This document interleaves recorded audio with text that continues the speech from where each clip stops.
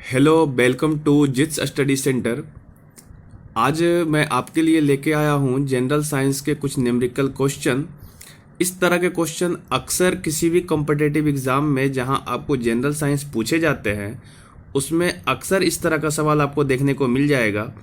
चाहे वो आपके रेलवे के ग्रुप डी जैसे एग्ज़ाम हो या एनटीपीसी वाले एग्ज़ाम हो, या आप कह लो पारा मेडिकल जो आपका एग्ज़ाम है, या पॉलिटेक्निक का एग्ज़ाम है, या फिर आईटीआई का एग्ज़ाम है, तो इस तरह का जो न्यूमेरिकल पोर्शन होता है वो अक्सर ही पूछा जाता है, ऐसा देखा जा चुका है। ठीक है, तो आज जो हम सवाल लेके आए हैं वो आपके लिए काफ़ी इम्पोर्टेंट हो सकता है।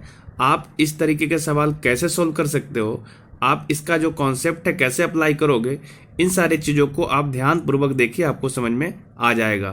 तो जल्दी से हम शुरू करते हैं। आज का पहला सवाल आपके स्क्रीन पे ये रहा।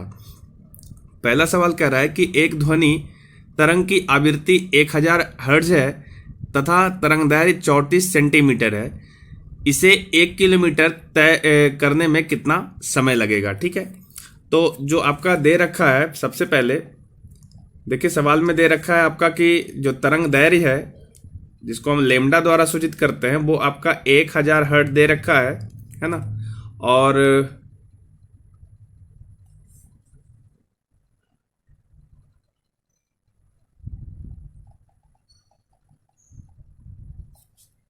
तो सबसे पहले आपकी जो आवृत्ति है वो आवृत्ति एफ, फ्रीक्वेंसी हम बोलते हैं, एफ द्वारा जो सूचित होता है वो 1000 हर्ट्ज दे रखा है। और आपका जो तरंग दैर्घ्य है यानी लेमडा वो आपको 34 सेंटीमीटर दे रखा है। ठीक है, और सबसे पहले आप इस 34 सेंटीमीटर को मीटर में कन्वर्ट कर दीजिए, तो आपको इसको 100 से भाग देना पड़ेगा। ठीक है, इसके बाद आपको क्या करना है कि आपसे पूछा कि 1 किलोमीटर तय करने में कितनी समय लगेगी। ठीक है, तो एक छोटा सा फॉर्मूला जो आप जानते हो कि दूरी बराबर जो होता है वो आपका चाल और गुने समय होता है। ठीक है, दूरी बराबर जो है चाल गुने आपका समय होता है। तो आपको क्या करना है कि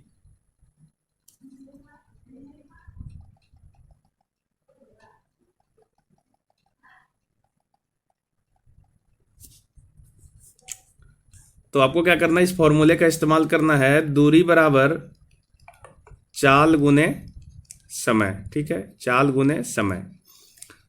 तो देखिए आपको क्या करना है कि ये जो सवाल में दे रखा है ना कि 1000 जब इसकी आवृत्ति है, फ्रीक्वेंसी है, और 34 सेंटीमीटर को कर रहा है, तो देखिए एक फॉर्मूला और आपको अप्लाई करना है इसमें। वो फॉर्मूला ये कह रहा है कि जो किसी भी तरंग की वेग होती है ना, वो वेग भी बराबर होता है इसकी फ्रीक्वेंसी और इसका लेमडा का गुणनफल। ठीक है, किसी भी तरंग का जो आप वेग निकालते हो वो वेग आपका फ्रीक्वेंसी और इसके तरंग दैर्घ्य जो होते हैं उसके गुणनफल के बराबर होता है। अगर हम इसको सोल्व करें तो इसका वेग निकल के आ जाएगा 1000, और मल्टीप्लाई कर देंगे इसको हम 34/100 से, चूंकि इसको हमने मीटर में कन्वर्ट किया था, तो ये डबल जीरो आपका कैंसिल हो जाएगा और ये आपका आएगा 340 मीटर प्रति सेकेंड। ठीक है, अब आपको क्या करना है कि दूरी दे रखा है 1 किलोमीटर। ठीक है, तो यहां से आपको समय निकाल लेना है। समय पूछा कितना लगेगा 1 किलोमीटर तय करने में, तो समय बराबर बोलेंगे दूरी बटा चाल।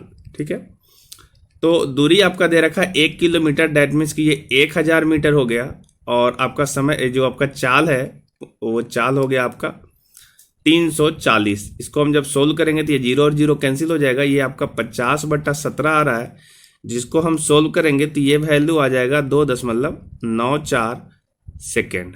ठीक है, तो इसका जो सही जवाब होगा वो आपका ऑप्शन नंबर 4 में दे रखा है, ये आपका 2.94। ठीक है, ये आपका सही जवाब हो गया। ठीक है, उम्मीद है आपको समझ में आया होगा। बनाने के लिए आपको कुछ नहीं करना, एक छोटा सा फॉर्मूला है, इस फॉर्मूले का इस्तेमाल करना है कि समय निकालना है तो दूरी बटा चाल होगा, और एक छोटा सा फॉर्मूला ये इस्तेमाल करना है कि अगर किसी भी तरंग का चाल निकालना है, तो यानी वेग निकालना है या चाल जो भी बोल दो आप, तो आपको फ्रीक्वेंसी यानी आवृत्ति और उसके तरंग दैर्घ्य यानी लेमडा से, वेवलेंथ से आपको गुना करना पड़ेगा, तो आपका ये वेग निकल जाएगा। ठीक है, एक छोटा सा फॉर्मूला था, याद रहे आपको कि फ्रीक्वेंसी जब हर्ट्ज में दे रखा है और आपको ये लेमडा जो है उसको मीटर में इस्तेमाल करना है। ठीक है, सेंटीमीटर में दे रखा है तो आप उसको मीटर में कन्वर्ट कर लो। ठीक है, चलिए चलते हैं नेक्स्ट सवाल पे कि नेक्स्ट सवाल क्या बोल रहा है। ठीक है,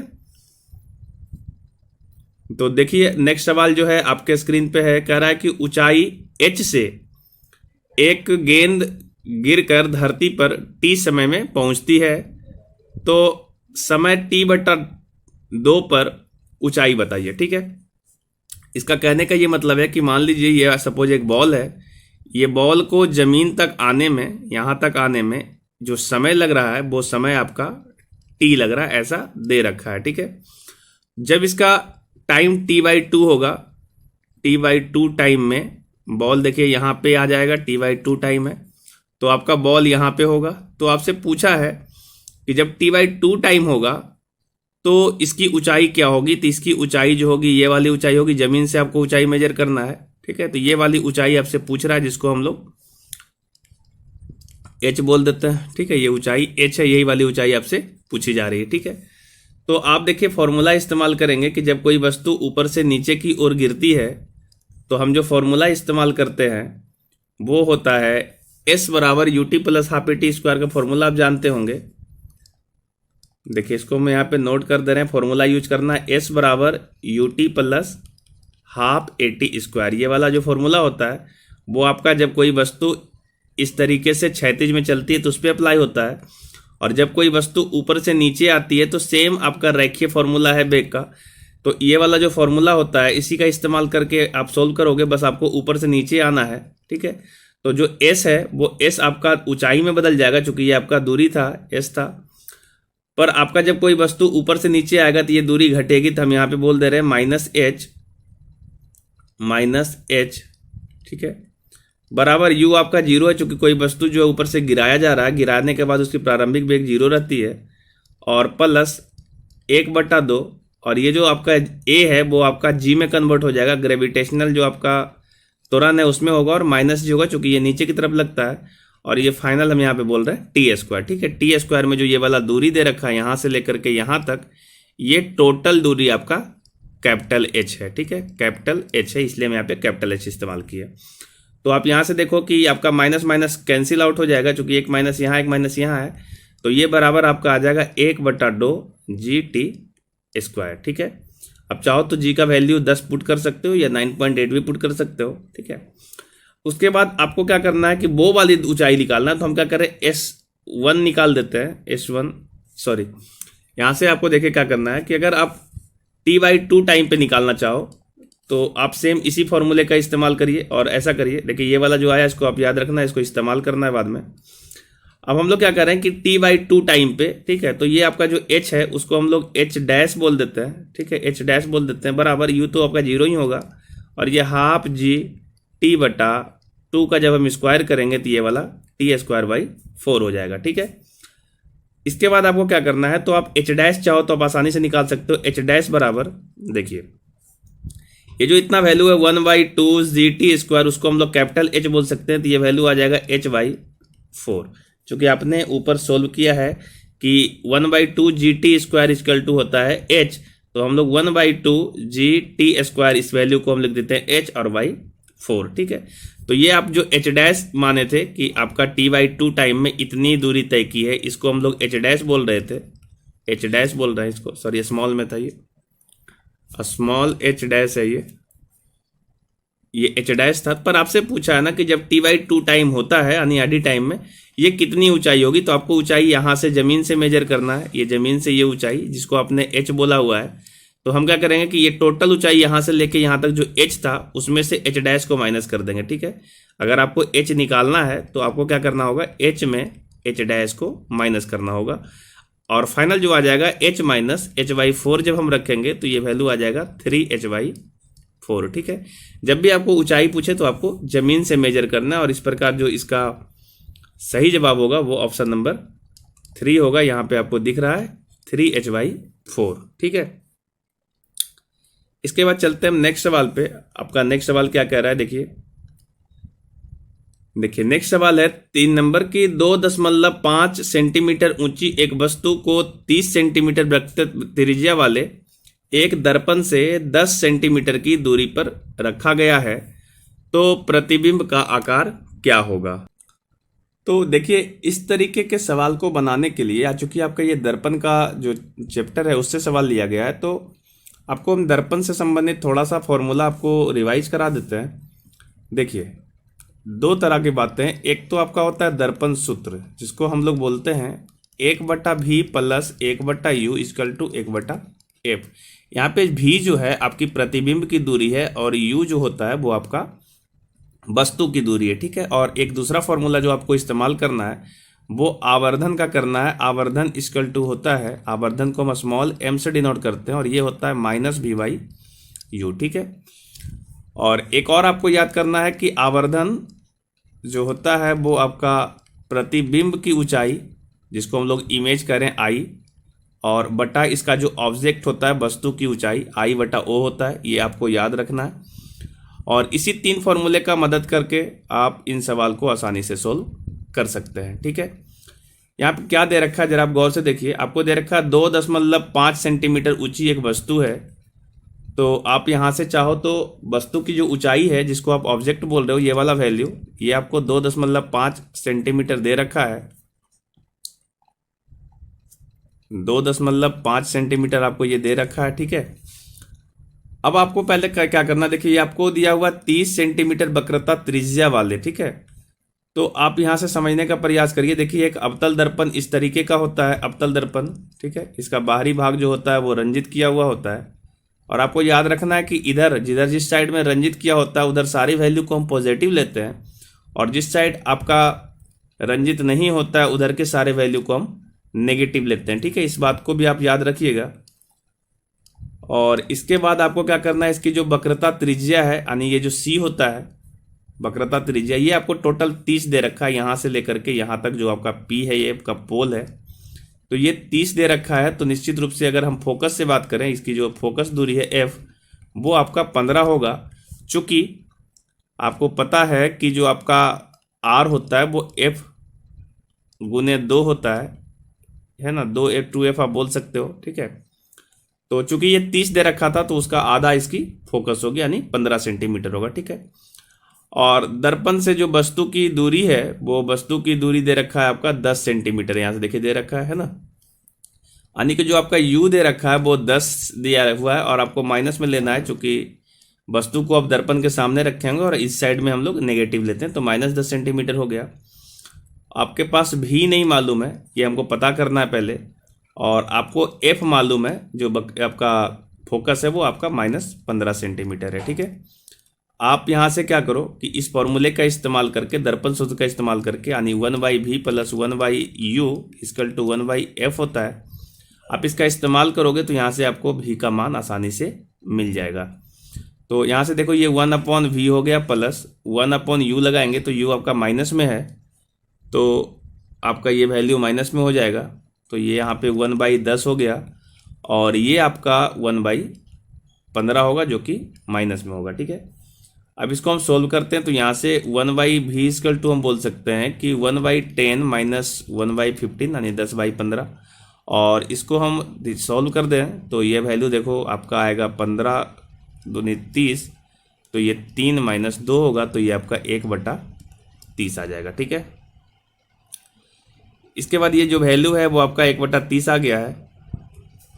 यहाँ से हम भी अगर जानना चाहें तो जो भी का वैल्यू हो जाएगा वो आपका 30 सेंटीमीटर हो जाएगा, ठीक है। देखिए, भी का वैल्यू पॉजिटिव आया है, तो इस बात से ये पता चल चुका है कि जो हमारा भी होगा, यानी वस्तु की जो प्रतिबिंब बनेगी, उस प्रतिबिंब की जो दूरी होगी वो आपका दर्पण के पीछे बनेगा, चूंकि इस साइड ही पॉजिटिव है, ठीक है। इस बात को भी आप समझिए, आपका प्रतिबिंब इस साइड बनेगा, ठीक है। यहाँ पे आपका इमेज बनेगा और आपका जो ऑब्जेक्ट है वो इस साइड है, ठीक है। अब आपको पूछा क्या गया, ये तो आपने भी निकाला, यानी प्रतिबिंब की दूरी निकाला है, ठीक है, कि प्रतिबिंब जो है पोल से कितनी दूरी होगी, तो भी दूरी पे, जिसका मान 30 सेंटीमीटर आया है। अब आपको बोला प्रतिबिंब का आकार क्या होगा, ठीक है। तो इसको निकालने के लिए आपको क्या करना है, प्रतिबिंब की ऊंचाई निकालनी है। तो ऐसे केस में आपको क्या करना है कि आपका ये दो आवर्धन का जो फॉर्मूला यहाँ पे लिखा हुआ है, इस दोनों फॉर्मूले का इस्तेमाल करें। चूंकि दोनों m बराबर ही है तो हम जल्दी से लिख दे रहे हैं इसका वैल्यू। देखो, ये है आपका आवर्धन m बराबर -v/u, और यही आवर्धन जो होता है वो आपका इमेज और बटा ऑब्जेक्ट होता है, ठीक है। तो यहाँ से देखिए कि आपका जो v आ गया है वो आपका 30 आया हुआ है, और u का जो वैल्यू था वो आपका -10 था, और i जो आपसे पूछा जा रहा है, और ऑब्जेक्ट की जो ऊंचाई है वो 2.5 दे रखा है। तो ये 0 और 0 कैंसिल होगा और माइनस माइनस प्लस हो जाएगा। तो i बराबर जो यहाँ से वैल्यू आ जाएगा 25 है, यहाँ पे 2.5 और मल्टीप्लाई 3 करेंगे तो ये वैल्यू आ जाएगा 7.5 सेंटीमीटर। ठीक है, और इसका जो सही जवाब होगा इस प्रकार से ऑप्शन नंबर 3 जो है सही जवाब होगा। ठीक है, याद रहे जब भी कोई दर्पण का सवाल हो, चाहे वो अवतल दर्पण हो या उत्तल दर्पण हो, इसी तीनों फॉर्मूले का इस्तेमाल होता है, और आप इस तीनों फार्मूला को नोट कर लीजिए। ठीक है, कोई भी दर्पण होगा अवतल या उत्तल तो इसी तीनों फार्मूला का यूज होगा और आपका सवाल आसानी से सोल्व हो जाएगा। बस आपको एक साइन कन्वर्जन को सही से समझना है कि माइनस में लेना है या प्लस में लेना है। तो आपको हम थोड़ा सा याद दिला दें एक बार और फिर से कि जब आपका अवतल दर्पण होगा तो देखिए आपका अवतल दर्पण इस तरीके से होता है, बाहर रंजित है, तो इस साइड आपको पॉजिटिव लेना है और इस साइड आपको नेगेटिव लेना है। इधर ही आपका वक्रता त्रिज्या होता है, इधर ही आपका फोकस होता है। लेकिन जब आपका दर्पण उत्तल ना होकर अवतल हो जाए, ऐसे केस में आपका जो फोकस है और चाहे वक्रता त्रिज्या है वो आपका इसी साइड होगा, लेकिन ऐसे केस में इधर पॉजिटिव हो जाता है और इधर नेगेटिव हो जाता है। याद रखने के लिए आप ये समझ लो कि अवतल दर्पण के केस में ये अवतल दर्पण है, जिस साइड रंजित है उधर ही पॉजिटिव होगा, और उत्तल दर्पण में भी जिस साइड रंजित है उधर ही पॉजिटिव होगा। ये आपका उत्तल दर्पण है। ठीक है, और ये आपका अवतल दर्पण है। ये बात आपको अच्छे से याद होना चाहिए। बाकी जो 3 फार्मूला हमने लिखा है, इसी तीनों फार्मूले का आपको इस्तेमाल करके और दर्पण के सारे सवाल को सोल्व आसानी से किया जा सकता है। इसके अलावा कोई सा भी फार्मूला आपका बहुत रेयर ही लगता है। ठीक है, चलते हैं हम नेक्स्ट सवाल पे कि नेक्स्ट सवाल क्या बोल रहा है। तो देखिए आपका जो नेक्स्ट सवाल है वो आपका एक लोलक से है, सरल लोलक। उसकी आवर्तकाल जो होती है पृथ्वी पे दे रखा है कि 2 सेकेंड है। इसे पृथ्वी के पृष्ठ से r ऊंचाई पर ले जाया जाता है। तो r जो है पृथ्वी की त्रिज्या है और पूछा है कि आवर्तकाल क्या होगा। देखिए सवाल समझते हैं, सवाल क्या बोला है। सपोज ये आपका पृथ्वी है, ठीक है, तो इस पृथ्वी के तल पे ना आपका जो आवर्तकाल होता है किसी भी लोलक का, आप लोलक समझिए क्या होता है। लोलक का मतलब ये, मान लीजिए कोई इस तरीके का लोलक है ना, तो इसका जो आवर्तकाल है, आवर्तकाल का मतलब पूरा एक साइकिल जो पूरा करता है, ये इस तरीके से ऊपर और नीचे यहाँ पे डोलन करता है। तो इसका जो आवर्तकाल है ना, वो आवर्तकाल होता है t बराबर 2π√LY जी। ठीक है, ये फॉर्मूला आपको याद रखना है कि किसी भी लोलक का जो आवर्तकाल होता है पृथ्वी सतह पर वो आपका होता है t बराबर, t आपका टाइम पीरियड है, इसी को आवर्तकाल कहते हैं, 2π√LY जी। L जो होता है वो आपका ये लंबाई है, जो डोरी है आपका उसकी लंबाई दे रखा है। ठीक है, एक बात तो आपको ये याद रखना, और दूसरा बात जो है ये कि अगर आप पृथ्वी की सतह से ऊपर जाते हैं, ठीक है, जितनी भी ऊपर जाते हैं, h ऊपर या नीचे भी जा सकते हैं, h अंदर, ठीक है, पृथ्वी की ये सतह है, इस सतह से आप ऊपर जाओ या नीचे जाओ जी के मान में परिवर्तन होता है। ठीक है, और यदि आपको जी के मान में परिवर्तन का डिटेल से वीडियो चाहिए तो हमारे प्लेलिस्ट में जाइए, वहाँ पे हम जी का मान कहाँ कहाँ बदलता है वो सारी बातें आपको डिटेल से चर्चा किए हुए हैं। ठीक है, तो वहीं से एक फॉर्मूला जो है वो यहाँ पे नोट कर रहे हैं कि यदि आप h ऊंचाई ऊपर जाओगे तो जो नया जी होगा वो बदल जाएगा। वो वैल्यू क्या होता है यहाँ पे हम नोट कर दे रहे हैं, इसको हम जी डैश से सूचित किए हुए। तो जी डैश जो होता है वो होता है जी r² का होल स्क्वायर। ठीक है, ये जो जी यहाँ पे लिख रखे हैं, ये वाला जो पृथ्वी की सतह है, इस सतह पे जो वैल्यू होता है गुरुत्वीय त्वरण का वो जी होता है, जिसका मान आप 9.8 मीटर पर सेकेंड स्क्वायर याद करते हैं। ठीक है, इसी को हम लोग कैलकुलेशन के लिए शॉर्ट में कभी कभी 10 भी ले लेते हैं। ठीक है, लेकिन यदि आप पृथ्वी की सतह से ऊपर जाओगे तो भी जी का मान बदलेगा और नीचे आओगे तो भी जी का मान बदल जाएगा। ठीक है, किस प्रकार बदलता है और कहाँ कहाँ जी का मान बदलता है, इस सारी बातों को जानने के लिए आप प्ले लिस्ट में जाइए और वहाँ पे आपका वीडियो है, मैं डिस्क्रिप्शन में भी इसका लिंक डालूंगा, वो आप आसानी से देख के समझ सकते हैं। ठीक है, तो यदि अभी जो सवाल बोला ना, उस सवाल के हिसाब से देखिए क्या बोला है कि इसे पृथ्वी के पृष्ठ से r ऊंचाई जाने पर, मतलब ये जो आपका h है ना, ये आपका बोला है r ऊपर और जाना है। ठीक है, और r के बारे में बोला कि पृथ्वी की त्रिज्या, मतलब जितनी त्रिज्या है ना पृथ्वी की उतनी ऊपर आप और चले जाइए सतह से। तो इसका जी क्या होगा, तो देखिए यहाँ पे लिख रहे हैं जी आर स्क्वायर बटा, ये तो आर ही रहेगा, और जो एच है वो आपका आर ऊंचाई हो जाएगा। इसका हम लोग होल स्क्वायर करेंगे तो ये वैल्यू हो जाएगा, ये देखिए आर प्लस आर 2r हो जाएगा, और 2r का जब हम स्क्वायर करेंगे तो ये वैल्यू आ जाएगा 4r स्क्वायर। ठीक है, तो ये आर आर कैंसिल हो जाएगा, तो जो जी डैश का वैल्यू हो जाएगा वो g/4 हो जाएगा। इसका मतलब ये हुआ कि यदि आप पृथ्वी की सतह से आर ऊंचाई और चले जाइए, आर जो पृथ्वी की जो त्रिज्या है उतना बराबर और चले जाइए ऊपर, तो जो आपका जी का मान है वो ओरिजिनल जी पे, जो आपके सतह पे जी होता है, उसका चौथा हिस्सा हो जाएगा। ठीक है, तो ये आपको समझ में आ गया होगा। ठीक है, तो आपको आवर्तकाल पे अब काम करना है कि आवर्तकाल क्या होगा। चलते हैं हम सवाल पे, और सवाल को हम अब डिस्कस करते हैं। ठीक है, तो हम यहाँ पे एक नया पेज ले लेते हैं।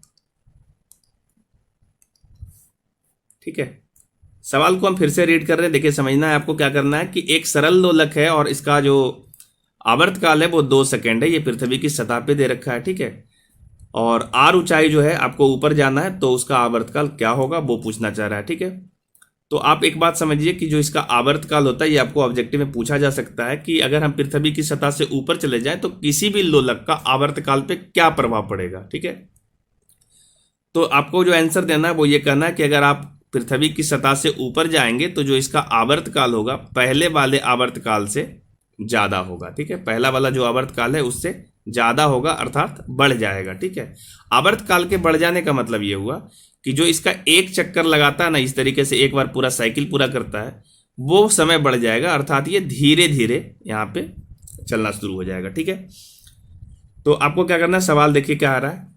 तो जो लोलक का आवर्तकाल होता है वो जान रहे हैं कि 2π√LYG होता है। ये आपके पृथ्वी की सतह पे है, लेकिन यदि हम पृथ्वी की सतह से h ऊपर चले जाते हैं तो उसमें g का मान बदल जाता है, पर l वही रहेगा और g का मान हो जाता है g/4। तो ये जो 4 आ रहा है, ये वाला 4 आपका ऊपर चला जाएगा। तो इसको हम सोल्व करते हैं, तो 2π√, ये आपका 4l/g हो जाएगा। ठीक है, जब हम इसको हम बाहर निकालेंगे तो ये वैल्यू देखिए क्या आ रहा है, 2π√LYG, और ये आपका जो 4 है इसको हम बाहर निकालेंगे रूट से तो ये वैल्यू 2 हो जाएगा। ठीक है, आप खुद देखो ये t डैश का वैल्यू आया। ठीक है, अब आपको क्या करना है वो समझते हैं। देखिए, जो आपका आवर्तकाल है ना, ये वाला वैल्यू, ये आपका 2 सेकंड दे रखा था। ठीक है, सवाल में देखिए यहाँ पे लिखा हुआ था कि पहले पृथ्वी की सतह पे ये 2 सेकंड था। इसका मतलब ये हुआ कि 2π√LYG का मतलब 2 सेकंड है, तो जो मेरा नया वाला टाइम पीरियड होगा इसका मान हम 2 सेकंड रख सकते हैं यहाँ पे। ठीक है, तो ये 2 × 2 हो जाएगा, और इस प्रकार से जो वैल्यू आ जाएगा इसका 4 सेकंड हो जाएगा। ठीक है, 4 सेकंड इसका सही जवाब होगा। देखिए, ये आपका ऑप्शन नंबर ए में दिख रहा है 4 सेकंड, यही इसका सही जवाब होगा। ठीक है, उम्मीद है आपको ये सवाल समझ में आया होगा, थ्योरी भी आपको साथ साथ में समझ में आ रहा होगा कि कैसे आपको सवाल अप्लाई करना है। लोलक वाले सवाल में आपका एक सिंपल सा जो आवर्तकाल है, इससे बहुत सवाल आता है। ये वाला जो आपका फॉर्मूला है इसको आप अच्छे से याद कर लीजिए, और ये वाला फॉर्मूला आप याद कर लीजिए कि अगर पृथ्वी की सतह से h ऊंचाई जाएंगे तो आपका कितना जी में परिवर्तन होकर के आ जाएगा। ठीक है, चलिए चलते हैं नेक्स्ट सवाल पे। देखिए नेक्स्ट सवाल क्या बोल रहा है। तो जो नेक्स्ट सवाल है वो आपका गति से है, लीनियर मोशन जो होता है आपका, उससे सवाल पूछा गया है। देखिए, बहुत छोटा सा सवाल है और अच्छा सवाल है, इसको आपको समझना चाहिए। क्या बोल रहा है, देखिए, विरामावस्था में स्वतंत्रता पूर्वक गिर रही एक वस्तु द्वारा पहले, दूसरे एवं तीसरे सेकंड में चली गई दूरी का अनुपात क्या होगा। याद रहिए, बहुत अच्छा सवाल है।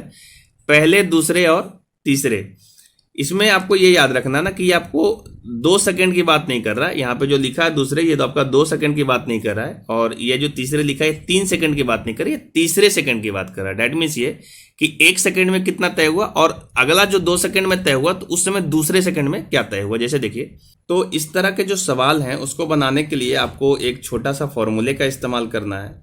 वो फॉर्मूला आपका कह रहा है h बराबर जो आपका होता है ut प्लस हाफ GT²। ठीक है, ये फॉर्मूला आपका उसी से आया है, s बराबर जो होता है ut प्लस हाफ AT²। इसी फॉर्मूले से हम लोग ये वाला फॉर्मूला डेराइव करते हैं। ठीक है, आप याद रखिएगा, कोई भी वस्तु अगर ऊपर से नीचे की ओर गिरेगी तो आपको ut प्लस हाफ GT² करना है, प्लस में इस्तेमाल करना है, और अगर वस्तु नीचे से ऊपर जाएगी तो आपको बीच में माइनस का इस्तेमाल कर लेना है। ठीक है, देखिए क्या कहना चाहता है, हम इसको फिगर से थोड़ा समझाते हैं। देखिए, सपोज ये वस्तु जो है ना यहाँ से गिर रही है। ठीक है, तो जब वस्तु यहाँ से गिरेगी तो सपोज 1 सेकेंड में जो है ना, मान लो यहाँ से यहाँ तक आ जाएगी, और जो दूसरा सेकंड होगा वो वस्तु यहाँ आ जाएगी, और तीसरा सेकंड में मान लो वस्तु यहाँ आ जाएगी। ठीक है, तो ये वाला जो समय है ना, ये समय यहाँ से लेकर के यहाँ तक समय है, इसको आने में 3 सेकंड लगा है ना, और यहाँ से लेकर के यहाँ तक आने में 2 सेकंड लगा है, और यहाँ से लेकर के यहाँ तक आने में 1 सेकंड लगा है। पर आपसे पूछा क्या गया है? आपसे पूछा गया है दूरी, कौन सी दूरी निकालना है आपको।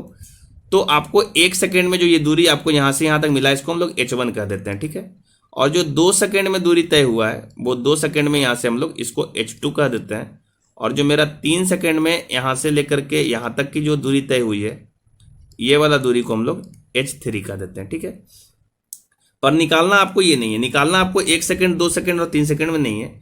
आपसे पूछा गया रेशियो, उसका बताइए कि 1 सेकंड में यानी पहले सेकंड में, दूसरे सेकंड में। ठीक है, तो पहले सेकंड में जो दूरी तय हुई है वो देखिए इतना ही दूरी तय हुई है ना, पहले सेकंड में इतना दूरी। ठीक है, दूसरे सेकंड में कितना तय हुआ, तो दूसरे सेकंड में इतना दूरी तय हुई है। ठीक है, ये वैल्यू आप कैसे निकाल सकते हो, तो आप टोटल h2 में अगर h1 को माइनस कर दो तो ये दूरी आपका निकल जाएगा। ठीक है, तो याद रखना है कि ये वाला दूरी आपको कैसे निकालना है, तो इसके लिए आपको h2 में h1 को घटाना होगा। ठीक है, और आपको तीसरे सेकंड में मात्र इतनी दूरी तय हुई ना, तो ये वाला चीज को निकालने के लिए आपको h3 में यानी टोटल में h2 को आपको घटा देना है। ठीक है, तो इस प्रकार से आपका रेशियो जो आ जाएगा, ये आपको निकालने बोलना है h1, ये पहले सेकंड में हो गया, दूसरे सेकंड में h2 माइनस h1, और तीसरे सेकंड में जो दूरी तय होगी वो आपका h3 माइनस h2 होगी। ठीक है, तो आपको बारी बारी से h1, h2, h3 निकाल देना है और इसमें पुट कर देना, आपका आंसर आ जाएगा। देखिए यहाँ से फॉर्मूला इस्तेमाल करिए और बोलिए कि h1 बराबर क्या होना चाहिए, तो कहेंगे h1 बराबर, ठीक है, अब कोई वस्तु स्वतंत्र रूप से गिराया गया है, दैट मीन्स ये कि उसकी प्रारंभिक वेग 0 होगी। ठीक है, किसी भी वस्तु को यदि हम स्वतंत्र रूप से गिराते हैं तो उसकी प्रारंभिक वेग 0 होती है, और अगर हम उसको वेग देंगे यानी फेंकेंगे तब उसका कुछ ना कुछ वेग होगा। ठीक है, याद रहे हमेशा कि स्वतंत्र रूप से जब हम गिराते हैं तो उसकी प्रारंभिक वेग क्या लेना है, आपको 0 लेना है। ठीक है, तो ये वाला वैल्यू 0 हो जाएगा, और हाफ इंटू जी का वैल्यू हम 10 रख लेते हैं, और टी स्क्वायर बोला है तो हम इसका 1 रखेंगे, तो ये वैल्यू आ जाएगा 5। इस प्रकार h2 जब हम सोल्व करेंगे तो अगेन 1/2 इंटू 10, और यहाँ पे जो समय है वो आपका 1 सेकंड नहीं, अब 2 सेकंड रखना है, और 2 सेकंड का स्क्वायर 4 होता है, तो ये वैल्यू आपका आ जाएगा 5 20, चुकी ये आपका 5 से कैंसिल होगा। इस प्रकार से h3 का जो वैल्यू आएगा वो आपका हाफ इंटू 10 इंटू 3 तिहाई 9 हो जाएगा, तो ये आपका वैल्यू 9 5 45 हो जाएगा। ठीक है, इस प्रकार से आपका h1, h2 और h3 निकल चुका है। ठीक है, h1 क्या है, तो h1 यहाँ से यहाँ तक की दूरी है, h2 क्या है, तो यहाँ से लेकर यहाँ तक की दूरी है, और h3 यहाँ से लेकर के यहाँ तक की दूरी है। ठीक है, अब आप यहाँ से जो रेशियो पूछा उस रेशियो में सारा वैल्यू रख दिए, तो देखिए h1 का वैल्यू कितना है, 5 अनुपात, यहाँ से इसमें हम पुट कर दे रहे हैं, देखिए सारे वैल्यू को। ठीक है, इसको आप ध्यान दीजिएगा, इसको समझना है। देखिए हम h1 का वैल्यू रख दिए यहाँ से 5, ठीक है, ये 5 हो गया, अनुपात h2 माइनस h1, h2 में h1 को घटाएंगे, देखिए ये 15 आ जाएगा, तो ये 15 अनुपात h3 माइनस h2 यानी 45 में से 20 जाएगा, तो ये वैल्यू आ जाएगा 25। ठीक है, 45 में से 20 जाएगा तो 25 आ जाएगा। अब इसको हम फाइनली अगर सिंप्लीफाई करके लिखें तो ये वैल्यू आ जाएगा, देखिए 1 अनुपात 3 अनुपात 5। ये आपका पहले, दूसरे और तीसरे सेकंड में तय की गई जो दूरियां हैं उसका रेशियो आ गया, जो आपका सही जवाब होगा। और ये आपका देखिए ऑप्शन नंबर 4 में दिख रहा है। ठीक है, उम्मीद है कि आपको ये सारा सवाल समझ में आ रहा होगा। ठीक है, आप चलते हैं हम नेक्स्ट सवाल पे। देखिए नेक्स्ट सवाल क्या कह रहा है, ये रहा आपका एक छोटा सा सवाल।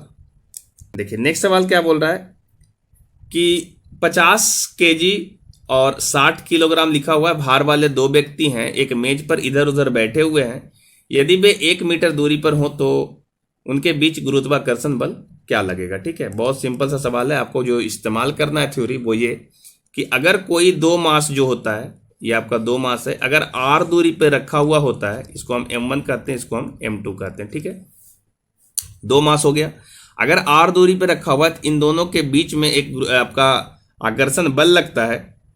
वो आकर्षण बल जो होता है वो F बराबर g m1 m2 बटा r स्क्वायर। ठीक है, ये आपका जो r है, यहाँ पे ये वाला r है, कैपिटल R लिख दिए हम। ठीक है, ये वाला फॉर्मूले से आपको उसके बीच का अट्रैक्शन बल हम निकाल सकते हैं। यहाँ पे जो मास है वो आपको आदमी के फॉर्म में दिया कि 2 व्यक्ति है, ठीक है, उसका वैल्यू 50 केजी और 60 केजी है, तो उसके बीच लगने वाला आकर्षण बल बोला है, तो आकर्षण बल हम F बराबर निकाल सकते हैं इसी फॉर्मूले से, g m1 m2 बटा r स्क्वायर। आर जो है दोनों के बीच की दूरी है, जो कि यहाँ पे 1 मीटर दिया जा चुका है। ठीक है, और आपका जो कैपिटल जी होता है ये आपका गुरुत्वीय नियतांक है जी, बराबर इसका जो वैल्यू होता है वो है 6.67 मल्टीप्लाई 10 का पावर -11 है ना, 10 का पावर -11। इसकी इकाई होती है न्यूटन मीटर स्क्वायर प्रति केजी स्क्वायर। ठीक है ना। तो ये आपको देखिए याद रखना, कभी कभी ऑब्जेक्टिव में ये पूछा जाता है कि इसको जी का मान क्या होता है, कैपिटल जी का मान। तो कैपिटल जी को हम लोग गुरुत्वीय नियतांक बोलते हैं। ठीक है, ये ग्रेविटेशनल कांस्टेंट है और इसका वैल्यू है 6.67 मल्टीप्लाई 10 का पावर 11 न्यूटन मीटर स्क्वायर प्रति केजी स्क्वायर। कभी कभी इसकी इकाइयां पूछी जाती है कि इसकी इकाई क्या होती है, तो ये आपको याद रखना है। ठीक है, यहाँ से 2-3 सवाल बन सकता है। अब हम यहाँ से इसको सोल्व कर दे रहे हैं। देखिए सोल्व करने के बाद क्या मिलेगा आपको, तो देखिए जी का मान है यहाँ पे पुट कर दे रहे हैं 6.67 मल्टीप्लाई 10 का पावर -11 और m1 दे रखा है 50 kg और 60 kg और बटा ये आपके बीच की जो दूरी है वो 1 मीटर है, तो सॉरी हाँ 1 मीटर दिया हुआ है, तो आपको यहाँ से बस उसको पुट कर देना है। ठीक है, आपका मीटर में है ही, कोई बदलने की जरूरत नहीं, तो 1 मीटर का स्क्वायर ये 1 ही हो जाएगा। अब इसको हम ना आराम से सोल्व कर दीजिए और फाइनल जब इसको हम सोल्व करेंगे तो ये वैल्यू जो आपको मिलेगा ये आपको मिलेगा 6.67 मल्टीप्लाई 10 का पावर -11 मल्टीप्लाई, इसको मल्टीप्लाई करेंगे तो ये वैल्यू 6×5 = 30 होता है, तो ये 3000 हो जाएगा। और फाइनल इसको जब आप सिंप्लीफाई करोगे तो आपके ऑप्शन के हिसाब से जो आंसर मैच होगा वो आपका वैल्यू आ जाएगा 2 मल्टीप्लाई 10 का पावर -17। ठीक है, चूंकि आप इसको जब मल्टीप्लाई करोगे सबको और मल्टीप्लाई करने के बाद आप सोल्व करोगे आसानी से, इसका आसानी से ये वैल्यू आ जाएगा। ठीक है, चूंकि ये -11 यहाँ पे लिखा हुआ है तो 3 जीरो यहाँ से कैंसिल हो जाएगा, तो ये आपका 10 हो जाएगा। ये देखिए इसको दशमलव में लिखा हुआ है, इसको भी आप चेंज करके नीचे दशमलव लगा के 100 लिख सकते हो और 2 जीरो कैंसिल आउट कर सकते हो, और इस प्रकार से जो फाइनल आंसर आ जाएगा वो आपका यही होगा 2 मल्टीप्लाई 10 का पावर -7। ये आपका 17 लिखा गया है, ये आपका है -7। ठीक है, -7 ये आपका इतना न्यूटन होगा, चूंकि ये आपका बल है। तो जो आपका ऑप्शन है नंबर बी में ये आपका दिख रहा है। ठीक है, इस प्रकार से इसको सॉल्व करना है। इतना देखिए हार्ड सवाल नहीं होता इस तरह का सवाल बनाना। ठीक है, आप आसानी से इसको जब आप सोल्व करोगे तो आ जाएगा। जो भी थ्योरी इसमें लग रहा होता है वो थ्योरी आपके माइंड में होना चाहिए, और बहुत बड़े बड़े फॉर्मूले नहीं लगते। अगर आप नॉर्मल 9-10 को अच्छे से पढ़े हो, 11-12 में रिवाइज किए हो, तो सब कुछ अच्छे से समझ में आ जाएगा। ठीक है, अगर नहीं भी पढ़ा हुआ तो आप इन सारे फॉर्मूला को भी याद कर लीजिए, आपका सवाल आसानी से सोल्व हो जाने वाला है। ठीक है, चलते हम सवाल नंबर 7 पे।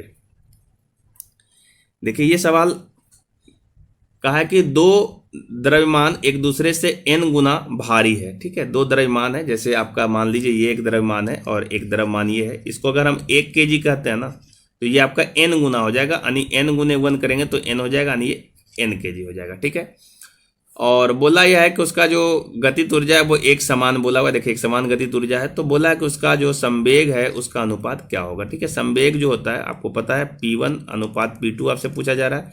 संवेग को P द्वारा हम सूचित करते हैं, जो वैल्यू होता है m भी। ठीक है, इसको हम m1v1 कहते हैं अनुपात m2v2। ठीक है, संवेग का फॉर्मूला आपको अच्छे से पता होना चाहिए। संवेग का फॉर्मूला क्या होता है, तो द्रव्यमान गुने उसका वेग। ठीक है, हम यहाँ पे लिख दे रहे हैं, आपको रिमाइंड कराते हैं याद करने के लिए। ठीक है, संवेग का क्या फॉर्मूला होता है, तो संवेग बराबर बोलेंगे कि द्रव्यमान गुने उसका वेग, यानी m भी। ठीक है, m × v। ठीक है, तो हम पहले वस्तु की बात कर रहे हैं, तो पहले वस्तु के लिए संवेग क्या होगा, तो m1v1, और दूसरे वस्तु के लिए संवेग होगा m2v2।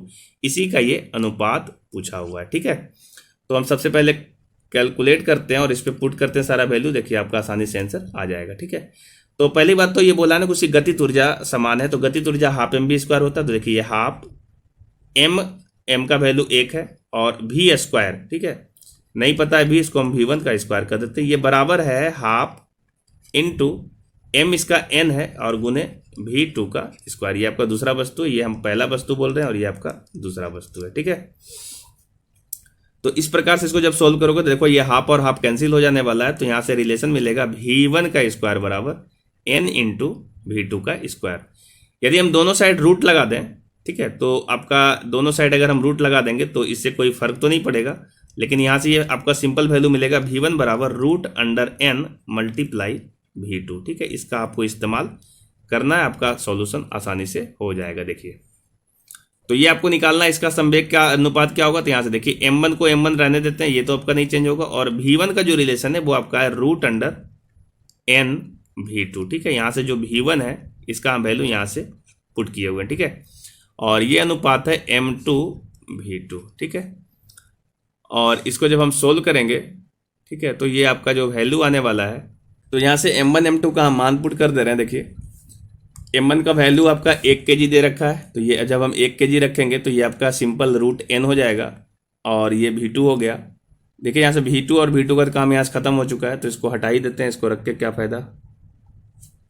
देखिए ये वाला V2 और ये वाला V2 कट गया, तो ये सिंपल यहाँ से m का वैल्यू जो है m1 का वैल्यू 1 kg रखे तो √n बच गया, और ये अनुपात यहाँ से m2 आ रहा है, और m2 का वैल्यू जो था वो n गुना था, अर्थात n था। ठीक है, तो यहाँ से जो दोनों संवेग है P1/P2, ये जो वैल्यू आपको मिल रहा है √n/n मिल रहा है। ठीक है, पर इस फॉर्म में आपका आंसर नहीं है।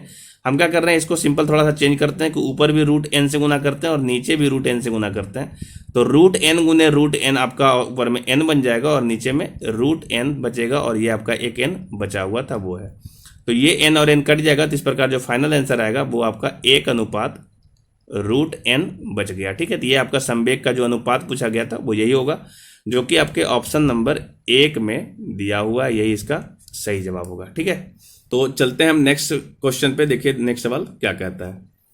ये आपका सवाल है 8 नंबर। देखिए, करा निकट दृष्टि दोष से पीड़ित एक व्यक्ति 2 मीटर से अधिक दूरी की वस्तु को अलग अलग स्पष्ट नहीं देख सकता है। ठीक है, आंखों के इस रोग को सही करने के लिए आवश्यक लेंस की शक्ति क्या होनी चाहिए, वो आपसे पूछा जा रहा है। ठीक है, ये आपका लेंस से सवाल है। बेसिकली आपका जो मानव नेत्र होता है, उस मानव नेत्र में एक उत्तल लेंस लगा होता है, आपको ही पता है। ये सब सवाल छोटा छोटा है, आपसे पूछा जाता है कि मानव नेत्र में कौन सा लेंस होता है, तो मानव नेत्र में एक उत्तल लेंस है। ठीक है, और ये जो मानव नेत्र है ये साफ साफ बोला गया है कि 2 मीटर से ज़्यादा नहीं देख सकता है। ठीक है, इसका 2 मीटर तक ठीक है, 2 मीटर के रेंज में अगर कोई वस्तु होगा तो ये देख सकता है, पर अगर 2 मीटर से अगर दूर होगा तो ये स्पष्ट रूप से नहीं देख सकता है। ठीक है, यानी दूर की वस्तु इसको नहीं दिखती है। ठीक है, तो इसको कौन सा दोष हुआ, निकट दृष्टि दोष हुआ। ये सारा बात आपको ऑब्जेक्टिव में पूछा जा सकता है, हम आपको रिमाइंड करा देते हैं थोड़ा सा। ठीक है, निकट दृष्टि दोष वाला जो व्यक्ति होता है उसको दूर की वस्तु स्पष्ट दिखाई नहीं देती है, और दूर दृष्टि दोष वाला जो व्यक्ति होता है उसको निकट की वस्तु दिखाई नहीं देती है। ये आपका उल्टा होता है, याद रखिएगा। जिसको निकट दृष्टि दोष हुआ है, निकट दृष्टि दोष, वो जो है दूर की वस्तु को नहीं देख सकता, और जिसको दूर दृष्टि दोष हुआ है, दूर दृष्टि दोष, वो जो है निकट वाली वस्तु को नहीं देख सकता है। ठीक है, याद रखना इस चीज को। अब आपको बोला गया है ना कि इसमें आपको एक लेंस का इस्तेमाल करना ताकि उसका आंख सही हो जाए। नहीं, चश्मा जो लेंस लगता है वो आपसे पूछा जा रहा है, तो आपको याद रखना है। देखिए, जो व्यक्ति निकट दृष्टि दोष से पीड़ित है उसको दूर की वस्तु नहीं दिखती है, और निकट दृष्टि दोष में हम लोग अवतल लेंस का इस्तेमाल करते हैं। याद रखना है इसमें कि निकट दृष्टि दोष वाले व्यक्ति को कौन सा लेंस लगता है, तो अवतल लेंस लगाना होता है। ठीक है, और जो व्यक्ति को दूर दृष्टि दोष हुआ है उसके लिए हम लोग उत्तल लेंस का इस्तेमाल करते हैं। ये आपके ऑब्जेक्टिव में आ सकता है, 4 सवाल यहाँ से बन सकता है, याद रखिएगा। ठीक है, अब देखिए आपको क्या बोला। मान लीजिए कि ये वाला आपका एक अवतल लेंस है। अवतल लेंस इस तरीके का होता है। ठीक है, ये आपका अवतल लेंस है। ठीक है, इसको क्या है कि 2 मीटर तक वाला वस्तु दिखता है। ठीक है, 2 मीटर तक की जो वस्तु होती है उसको वो देख सकता है, अगर इसके रेंज में आएगा तो वो उसको दिख जाएगा। इसका मतलब ये हो ना कि कोई भी वस्तु कहीं भी रखी हुई है ना, उसका प्रतिबिंब अगर उसको 2 मीटर के रेंज में बन जाता है, ठीक है, प्रतिबिंब 2 मीटर के रेंज में बन जाएगा तो इसको दिखाई पड़ जाएगा। ठीक है, इसका मतलब ये हुआ। तो हमको दूर वाला चीज को सही करना होगा, तो दूर कितना दूरी लेंगे, तो हम इसको इनफाइनाइट लेंगे। ठीक है, तो हम ये पता कर लेते हैं कि कोई वस्तु को अगर हम इनफाइनाइट पे रख दें, यानी वस्तु की जो दूरी है वो क्या लेंगे हम लोग, इनफाइनाइट लेंगे। ठीक है, और उसका प्रतिबिंब कहाँ बन जाना चाहिए, तो 2 मीटर के रेंज में बन जाना चाहिए। ठीक है, अगर 2 मीटर के रेंज में बन जाएगा तो इसको दिखाई पड़ जाएगा। ठीक है, तो हम प्रारंभ जो आपकी वस्तु की दूरी है वो आपका इनफाइनाइट ले लेते हैं, और जो इसकी प्रतिबिंब की दूरी है उसको हम 2 मीटर ले लेते हैं। ठीक है, याद रहे आपको एक चीज और, आपको इसमें भी आपको साइन कन्वर्जन का इस्तेमाल करना है। ठीक है, तो जिधर से प्रकाश आती है ना उसकी दिशा को देखिए, प्रकाश की दिशा क्या है, ये दिशा है ना, प्रकाश इधर से ही आएगी। तो इसी दिशा में ये एक्सिस जो होता है, इसी दिशा में इस साइड में पॉजिटिव होगा और इसके इस साइड में इधर नेगेटिव होगा, ठीक है। ये आप तीर के निशान से भी आप पकड़ सकते हैं, ठीक है। तो आपको क्या करना है कि ये दोनों वैल्यू को नेगेटिव लेना पड़ेगा, चूंकि आपका जो प्रतिबिंब है और जो आपका वस्तु है वो दोनों एक ही साइड में, तो उसको हम नेगेटिव ले लेते हैं, ठीक है। अब यहाँ से आपको क्या करना है, लेंस का फॉर्मूला लगाना है। जिस तरीके से आप दर्पण का फॉर्मूला लगाए थे उसी प्रकार से आपका एक लेंस का फॉर्मूला होता है। फॉर्मूला कहता है 1/f बराबर 1/v माइनस 1/u। दर्पण में प्लस होता है और लेंस में माइनस होता है। अब यहाँ से देखिए, अगर u के वैल्यू को यदि हम इनफाइनाइट कर देंगे, ये वाला वैल्यू को, ठीक है, इस वाले वैल्यू को यदि हम इनफाइनाइट कर दें तो ये टोटल का टोटल वैल्यू क्या हो जाएगा, 0 हो जाएगा, ठीक है। और इस प्रकार से यदि हम 1/f बराबर सोल्व करें तो ये आपका v का वैल्यू जो दिया हुआ है -2, तो ये वैल्यू 1/-2 हो जाएगा, ठीक है। और इसके बाद हम जब इसको सोल्व करेंगे तो ये वैल्यू जो आ जाएगा f बराबर 2 आ गया। तो यहाँ से हम जब f बराबर सोल्व करेंगे तो ये माइनस में 2 मीटर आ जाएगा, है ना। तो फोकस दूरी जो हो गया वो आपका माइनस में 2 मीटर हो गया, ठीक है। अब आपसे पूछा गया है लेंस की क्षमता के बारे में। तो लेंस की क्षमता क्या होती है, तो यहाँ लिख दे रहे हैं कि लेंस की क्षमता या लेंस का जो पावर है वो अगर आपको निकालना रहे तो आप फॉर्मूले का इस्तेमाल करेंगे 1/f। f क्या है, तो ये आपका फोकस दूरी है जो आपने अभी सोल्व करके लाया हुआ, ये फोकस दूरी है, ठीक है।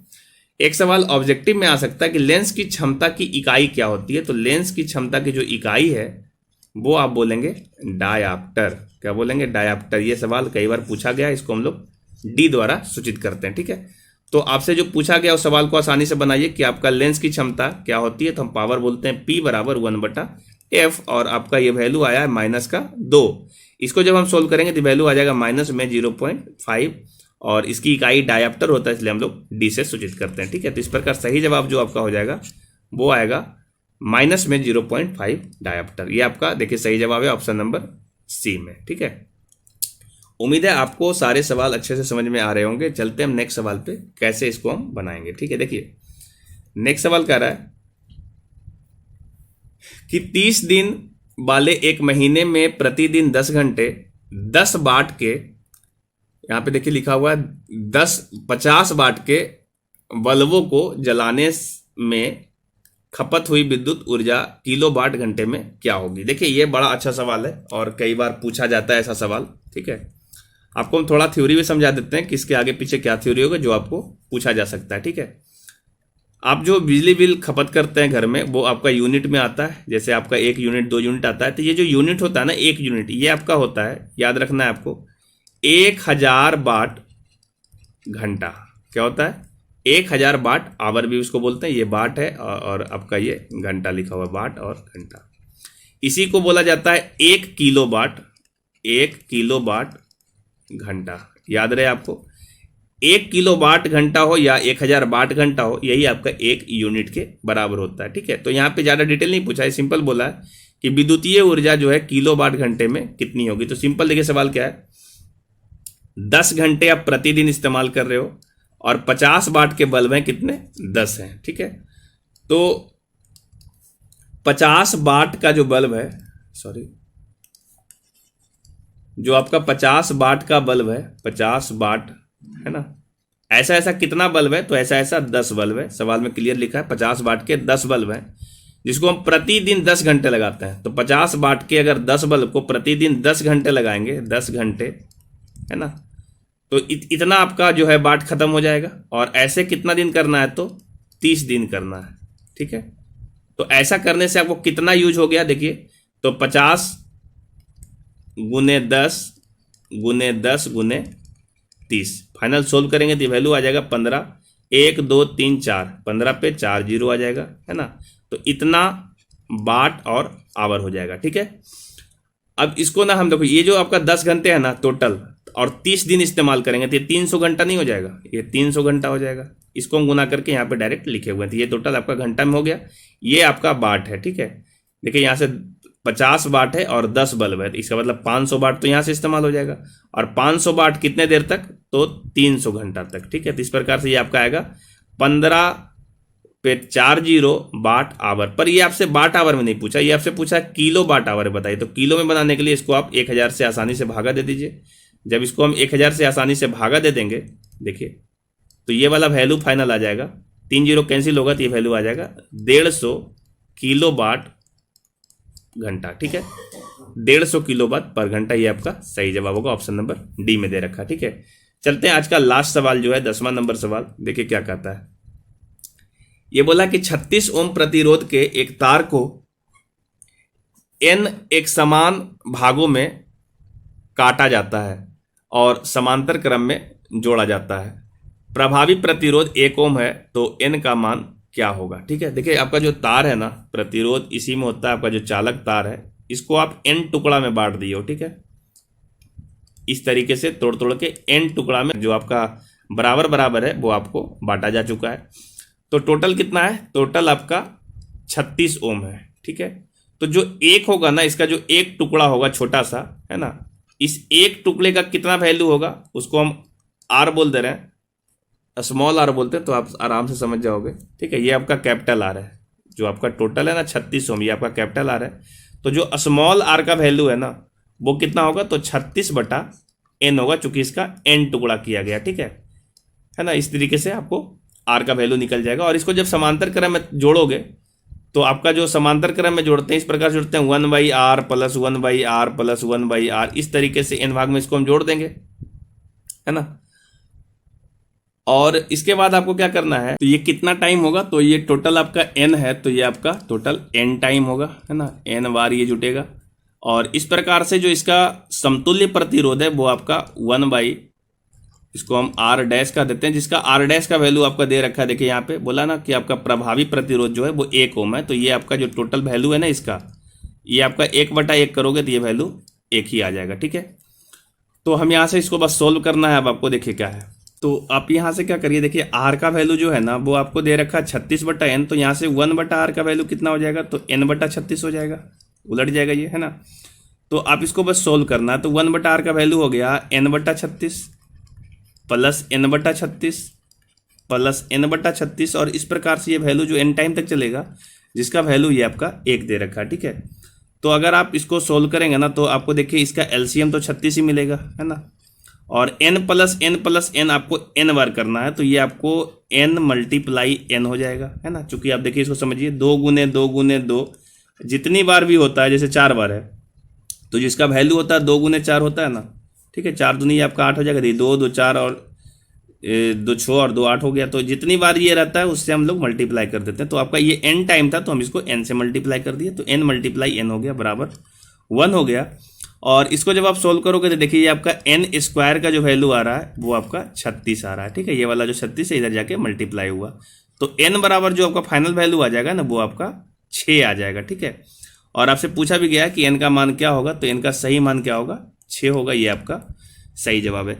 तो ये छोटा सा सवाल है जो आपको समांतर क्रम में और श्रेणी क्रम में हम लोग प्रतिरोध को जोड़ते हैं और समतुल्य प्रतिरोध निकालते हैं, उस पर आधारित है। और आपको भी ये फॉर्मूला आसानी से याद होगा।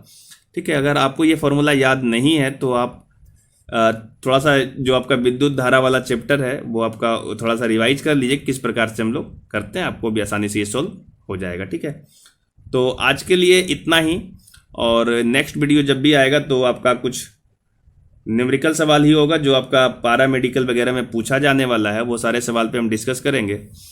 उम्मीद है कि आपको ये सारा सवाल समझ में आ रहा होगा। और यदि आप चैनल पे नए आए हो और तो चैनल को सब्सक्राइब कर सकते हो और अपने फ्रेंड सर्कल में शेयर कर सकते हो, ताकि और भी जो बच्चों का सवाल है उसको उस पर हम लोग डिस्कस कर सकें, और आपका जो भी हेल्प हो सकता है वो करें, ताकि आपका जो सिलेक्शन है वो आपका हो सके और अच्छा रैंक आपको मिलेगा तो अच्छा कॉलेज जरूर मिल जाएगा। ठीक है, ये सारे जो भी न्यूमेरिकल आज मैंने बताया है वो सारा हर एक एग्जाम में पूछा जाता है, और निश्चित रूप से ये आपके पारामेडिकल एग्जाम के लिए, चाहे वो पॉलिटेक्निक वाले एग्जाम के लिए, बहुत ज़्यादा इम्पोर्टेंट होगा। तो इन सवाल को आप अच्छे से करिए। ठीक है, और आपका और भी कोई ऐसा सवाल है तो आप हमारे व्हाट्सएप नंबर आपके स्क्रीन पे दिख रहा होगा नंबर, इस पर आप सेंड कर सकते हैं। अगर कोई आपको स्पेशल टॉपिक पे कोई वीडियो चाहिए जो आपको थोड़ा दिक्कत महसूस हो रहा है उसको समझने में, तो आप लिख सकते हैं कमेंट बॉक्स में भी, या आप मुझे व्हाट्सअप करिए, ज़रूर इसका वीडियो हम प्रोवाइड करवाने की कोशिश करेंगे। ठीक है, तो आज के लिए इतना ही, हम मिलेंगे नेक्स्ट वीडियो में, तब तक के लिए जय हिंद। है।